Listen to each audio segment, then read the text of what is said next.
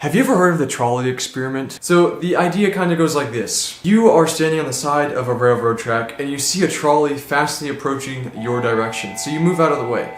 You look down the track and you see 5 other poor souls that are working on the train track. They don't notice the trolley is coming and they do not hear your cries telling them to move out of the way. As you look down the railroad track, you notice that there's a fork in the rail, and one of them is diverted where there's only one worker working. Also, he is oblivious to the trolley that is coming down the rail.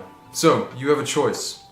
Do you leave the trolley going forward to murder 5 people, or incidentally kill 5 people, or do you have the trolley switch to the other track and have 1 person be killed?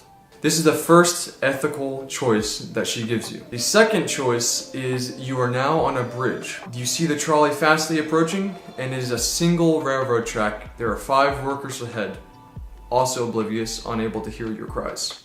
You see that if you push something in front of the train that is heavy enough, it will stop and save the 5 people. Now, you look around and you see that there's a nice chubby little guy down on the bridge, so you push him over, or do you push him over to save the 5 people? In the case where you push the man off the bridge to save the 5 workers, researchers found that the emotional part of the brain was lit up in like the CT scans. The impersonal one, where you just flip the switch, where you don't have any direct contact with anyone, it lights up a logical reasoning part of the brain. So why would an experiment like this be in any way important in our modern day society? Well, here's the thing. Autonomous vehicles are becoming more and more popular, and the thing is, there's many safety problems in programming them. Let's say a pedestrian walks in front of a self-driving car. Now, will that car kill the passenger and save the pedestrian, or hit the passenger and save the driver or the rider? Interestingly enough, this year, in March of 2018, there was a Uber driver autonomous driving car that hit a pedestrian and killed them. I do not think that the programmers of these companies should have this moral dilemma put on their shoulders while they program these things. Can you imagine having the choice on your shoulders to kill the passenger or killing the driver? Currently, the unanimous agreement of car manufacturers is to protect the driver's life at all costs, or the passenger's life at all costs, because they have a higher likelihood of surviving an incident or an accident. And you can see here down below in the description of the video, I have a link to this article. So the bottom line is, life is precious, whether you believe that it was God inspired and created or created by evolution. If all human life is precious, then we have an interesting discussion to talk about. Let's take a look at this video right behind me of a woman who wants to have her rights to abort her baby. This election cycle, I'm thinking a lot about reproductive rights. Everyone's right to plan when they want to have a family. And it's on my mind because I'm literally about to have a baby. Is this, like, seriously, is this woman insane? She's about to have a baby, and what's on her mind right now is whether or not she can have the ability to abort her baby minutes or days before she's actually going to give birth? What kind of logic and reasoning is this? Let's continue watching. I'm literally about to have a baby, like in a minute, to be able to decide exactly how and when and why and where I want to have a baby. And I believe that is a basic human right. I care about reproductive rights. What do you care about? Does she even realize the implications of what she is speaking about? 3rd trimester abortions are insane. The baby is viable and able to live outside of the mother's womb. That's even a term that pro-choice activists like to use, viable. Is this really the popular trend among pro-choice activists now? To have a 3rd trimester abortion? To make that legal? That gives you the right to kill the baby right before it's born. Right before it's born. Obama said in one of his tweets, if there's even one thing we can do, if there's even one life we can save, we've got an obligation to try. That statement almost seems like he's pro-life, right? He's not. He actually voted for 3rd trimester abortion rights for women when he was senator. And he continues to be pro-choice up to the baby's birth. This is insanity, people. During the 2016 presidential election, Hillary Clinton was one of the candidates that was for 3rd trimester abortion. Let's take a look at some of their logical fallacies that, for whatever reason, allows them to succeed in abortion. So, if a woman chooses that she wants the baby, and someone murders the fetus, the human fetus that's inside of her, or the baby as I like to call it, they are liable to go to prison because under the Unborn Victims of Violence Act in 2004, Public Law 108-212, the United States recognizes that fetus or human baby to be a legal victim if injured, killed during the commission of any 60 listed federal crimes of violence. That person would be prosecuted, put in jail for this act of violence. If the woman chooses that she doesn't want this baby, all of a sudden, the rights are magically wiped away from this baby. The rights of its life to survive, to live, to be born, to have a life, to be a better product of society, and just why? Let's move on to another topic. Let's play a little game with pro-choice activists and people that support this idea. The question is, when is it okay to kill a human fetus? To abort it. Although I hate that word because, like I said, you're killing a human baby. Let's take a look at a scientifically accurate photo that has described all the key elements of the development of the human fetus inside of the woman. Alright, let's start looking. Pick a date, anyone. Pick a date. Let's see when we can wipe this out of the woman's body. How about week 20, when it recognizes its mother's voice? Okay, that's a little interesting. Maybe it's not quite functioning yet. Maybe its brain waves don't work. Let's keep on going back. Week 14, how about that? When the heart pumps several quarts of blood through the body every day. Okay, no, that's not good enough for us. Let's go look at week 12. The baby has all its necessary parts to experience pain. It has its nerves, spinal cord, and thalamus. Vocal cords are complete. The baby can even suck its thumb.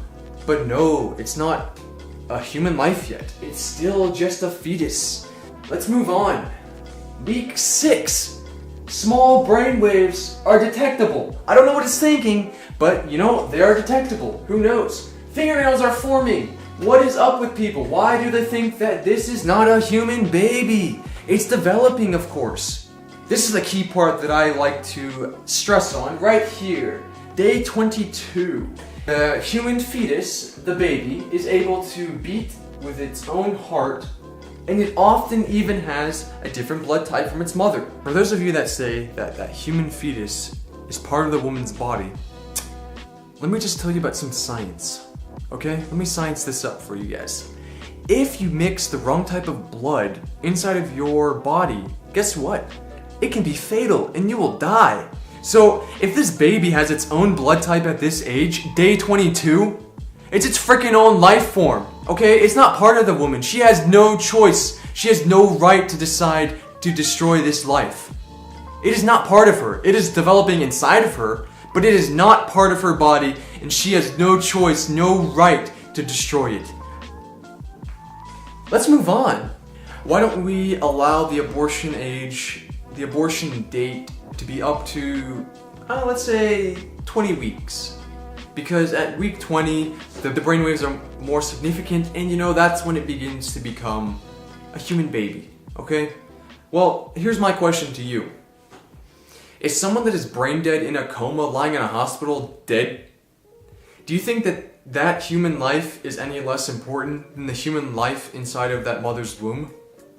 Do you think that if you knew that that person in a coma was going to wake up and be a fully functioning human being in just as few as 3 weeks, 4 weeks in order to be a viable human being, then you're going to just pull the plug and kill them? We know that this baby is going to be viable in 4 weeks. We know that this baby is alive. We know that this baby has future potential. So why are we cutting off this potential? Why are we destroying this life? Of course, every pro-choice activist brings up the case of rape and incest. This is a very, very delicate situation because rape is an atrocity. It is a terrible crime. Any rapist should be castrated, put in jail, and there is nothing to excuse that rapist for what he did and the actions that he committed. However, 1.5% of all induced abortions are rape-related and incest-related, obviously. I have a link posted down below of this where you can see an article that dedicated its research to finding these statistics. For instance, countries like Poland, they allow, in special cases of rape, for a woman to have an abortion, and that is the only abortion that they allow, nothing else.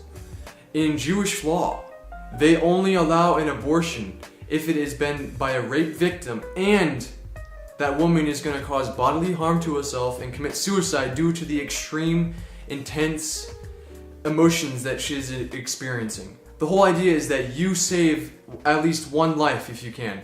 If one life is going to vanish, then one life should be there. If someone is raped, are you going to commit another action, another immoral action of killing another life? Like, it doesn't make sense. That baby did nothing. That human life did nothing. It is innocent. It does not deserve to be killed. You don't have that right to take its life away, even if it was an accident, even if it was rape. The fact of the matter is, from 2010 to 2014, an average of 56 million abortions, induced abortions, were executed on average every year. The fact is, we are destroying more lives every year than what occurred per year during World War II, and World War I included. How did society stoop this low? Wake up, America. This insanity, this atrocity, this mass murder of human lives, it needs to be stopped. I'll end this video with Dr. Anthony Levatino. He was a pro-choice doctor, committed 1,200 induced abortions. What he did changed his life. It can never be undone, but what he's fighting for, I believe to be true. He's now pro-life and wants this atrocity to stop as well. Let's watch this video. Good morning, Chairman Franks and distinguished members of the subcommittee. Thank you for inviting me. My name is Anthony Levatino. I'm a board-certified obstetrician-gynecologist. I have served in both academic and clinical settings. Currently, I practice in Las Cruces, New Mexico. I've been an obstetrician-gynecologist for 33 years, and the early part of my career, I performed over 1,200 abortions, over 100 of them in the second trimester, up to 24 weeks of gestation. Imagine, if you can, that you're an obstetrician-gynecologist and a pro-choice obstetrician-gynecologist like I was, and your patient today is 17 years old. She's 24 weeks pregnant from last period. Her uterus is 2 finger breadths above her umbilicus. She's been feeling her baby kick for over a month. She's asleep on an operating room table, and you're there to help her with her problem. The first thing you do is withdraw the laminaria that was placed in the cervix. The dilation of the cervix that's required for a D&E abortion at that level takes at least 36 hours. Later abortions dilation of the cervix can necessitate almost 3 days of preparation prior to performance of the procedure. First thing you're going to reach is for a suction catheter. This is a 14 French suction catheter. It's about 9–10 inches long. It's about 3/4 of an inch in diameter. And picture yourself, if you can, placing this through the cervix and instructing your circulating nurse to turn on the suction machine. What you'll see is pale yellow fluid running through this into the suction bottles of the machine. That was the amniotic fluid that was there to protect the baby. If this was a first trimester abortion, when her child would be that size or smaller, you could essentially do the entire abortion with this one instrument. A 24-week baby that we're describing here from last period is the length of your hand and a half again, from head to rump, not counting the legs. Babies that size don't fit through catheters this size. When you're done, reach for a SOFR clamp. This is one that I brought along so you could see what we're talking about. It's about 13 inches long. It's stainless steel. The business end on this clamp is about 1/2 inch wide and about 2.5 inches long. And there are rows of sharp teeth on this instrument. It's a grasping instrument, and when it gets a hold of something, it does not let go. A second trimester abortion at that stage is a blind procedure. You can't really see anything. Everything has to be done by feel. Picture yourself, if you can, reaching in with this instrument and grasping blindly anything you can, and pull hard. And when it finally pops free, out comes a leg that big, which you put down on the table next to you. And reach in with this again and grasp and pull hard. Out comes an arm about the same length, which you put down on the table next to you. And reach in with this instrument again and again and tear out the spine, the intestines, heart and lungs. Head of the baby about that age is maybe the size of a large plum. Again, the procedure is blind. You reach in, being careful not to perforate the uterus, and you have a pretty good idea you have it if you have your clamp around something and your arms, your fingers are spread about as far as they will go. You know you did it right if you crush down on the clamp and white material runs out of the cervix. That was the baby's brains. Then you can pull out skull pieces. If you had a day like I had a lot of days, sometimes a face comes back and stares back at you. Congratulations. You just successfully performed a second trimester D&E abortion. You just affirmed her right to choose. These procedures are brutal by their nature. In later abortions, when you are preparing that cervix for even more extended periods of time, you can have situations where you will get into preterm labor or even precipitous deliveries of these children. The Gosnell situation is a situation that has, I think, brought to the public's attention what we're talking about when we're talking about this level of abortion. It was mentioned earlier that the idea that abortion is needed to save women's lives is one that must be under consideration. As a faculty member at the Albany Medical College, I have treated hundreds of women with severe problems with their pregnancies that were life-threatening to them. Cardiac disease, diabetes, cancers, toxemia, elevated blood pressure in pregnancy. I'll illustrate with one case that I dealt with personally. A patient came in at 27 weeks of gestation, blood pressure 220 over 140. You know a normal blood pressure is 120 over 80. This woman is moments or hours away from a stroke. We stabilized her, delivered her. She had a healthy baby in the end, and she did well as well. But I was able to stabilize and deliver her within an hour, because that was required when you have an emergency of that magnitude. Abortion would be worthless in that situation. As I told you, at 27 weeks of gestation, it would have taken at least 3 days to even prepare her to be able to go through the procedure. And this is an important point when we talk about abortion in terms of saving women's lives. I appreciate your attention. I guess I'll just end. Chairman Franks quoted President Obama earlier. I'm going to quote him one more time. He said recently, if there is just one thing that we could do that would save just one child, don't we have an obligation to try? Thank you.